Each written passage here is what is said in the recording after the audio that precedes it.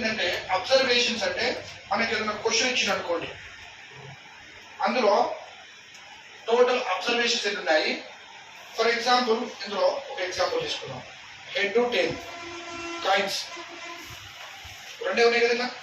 ఒక కాయిన్ పైకి ఇస్తాం అనుకోండి, హెడ్ రావచ్చు ఏదైనా రావచ్చు, కానీ కరెక్ట్గా చెప్పగలరు ఎవరన్నా class no one can say that. 50-50 చెప్పొచ్చు, ఇదొక 50 ఇదొక 50 okay sir.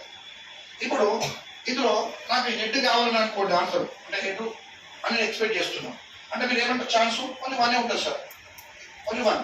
Okay, head 1 chance. Total ఎన్ని ఛాన్స్ ఉన్నాయి మనకు? 2.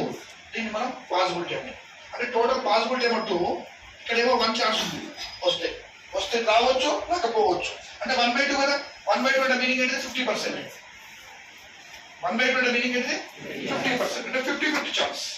ఇప్పుడు నేను 3 నెంబర్లు ఇచ్చిన, 1, 2, 3, 4 ఇచ్చిన, లాంటివి వేసిన 4 నెంబర్స్. నాకు ప్రాబిలిటీ 1 కావాలని అడిగిన, 1 వస్తే నాకు డబ్బులు వస్తాయని చెప్పిన. అంటే ఇక్కడ అబ్జర్వేషన్, సమ్ ఆఫ్ అబ్జర్వేషన్స్ 1 ఎక్కడ ఉంది? మనకు ఒకటే ఆన్సర్ ఉంది. మొత్తం పాసిబిలిటీ ఏమన్నాయి? 1/4 ఆన్సర్ అంటే. అంటే ఇప్పుడు ఎన్ని నెంబర్లు ఇచ్చినా కూడా లేదా నాకు ఇలా కావాలి, ఫర్ ఎగ్జాంపుల్ ఇలా కాకుండా కరెక్ట్ ఇచ్చాడు, ABC ఇచ్చిండండి, ABC. నాకు ఓన్లీ B కావాలని అనుకోండి, 1 ఛాన్స్ B. టోటల్ ఎంత?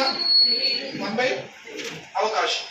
అంటే మీరు అనవచ్చు సార్ Bకి 1/3 ఉంది, A కూడా, Cకి. ఇప్పుడు ఎగ్జామ్లో AC అడిగింది అనుకోండి, 2/3. ఇది 1/3 అవి 2/3, మొత్తం కలిపితే మనం 1 అవుతుంది. ఒకవేళ మీకు వచ్చే ఏ ఆన్సర్ తీసుకునే ఎగ్జాంపుల్ చెప్తున్నాను, ఇదేం రాసుకోవద్దు.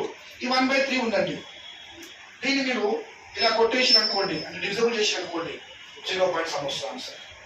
ఎనీ క్వశ్చన్, ఫస్ట్ క్వశ్చన్ ఏమో 1/2 వచ్చింది, 0.5. అంటే ఆన్సర్ మొత్తం ఎక్కడ వస్తుంది? 0కి 1కి మధ్య ఏదైనా కావచ్చు. దాన్ని ఏమంటాం మనం? ప్రాబబిలిటీ అంటే కరెక్ట్ గా చెప్పలేకపోవడం. సరే, ఎక్కడ పనికి వస్తుంది? మరి దీనిలో ఉపయోగం ఏంటంటే మ్యాక్సిమం గెస్సింగ్ చేయడానికి పనికి వస్తుంది. ఇప్పుడు మీరు రోజు ఎగ్జామ్ రాస్తున్నారండి, మార్నింగ్ టైంలో రాస్తున్న ఒక exam 40 questions, current affairs 40 questions. ఇందులో you almost given ABCD 4 options. 4 options are given. You choose only 1 option. ఇప్పుడు ఇందులో మీరు కరెక్ట్ కావడానికి ప్రాబిలిటీ ఎంత ఎగ్జామ్ అడిగింది అనుకోండి, ఇలా ఏది తీసుకున్న అవకాశం ఎంత ఉంటుంది? 1/4 ఉంటుంది. అంటే రైట్ రావడానికి ఎక్కువ అవకాశం ఉంటుందా, రాంగ్ రావడానికి ఎక్కువ అవకాశం ఉంటుందా? Sure, yes.